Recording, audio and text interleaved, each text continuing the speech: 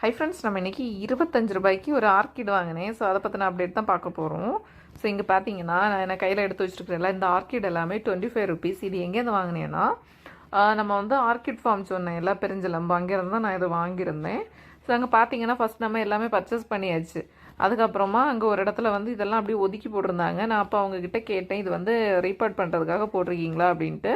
அப்போ அவங்க என்ன சொன்னாங்கன்னா, அவங்க வந்து அந்த செடியெல்லாம் வாங்குவாங்கல்ல, அப்போ அதில் வந்து அந்த காஞ்ச கிளைகள் எல்லாம் இருக்கிறத வந்து எடுத்து தனியாட்டு ஒரு பிளாக் கலரில் ஒரு நெட்டில் வந்து போட்டு சும்மா தண்ணி நினச்சி வச்சுருந்தாங்க. அது எப்போவும் ஈரத்தன்மையோடு தான் இருக்கும். அதிலேருந்து சில ஆர்கிட் வந்து தேறி புதிய செடியாக வளர்ந்து வரும், சிலது வந்து பட்டு போகும்.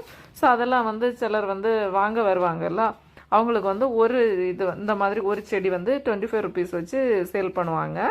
ஸோ அது வந்து சிலது தேரும், சிலது தேராமல் போகும்.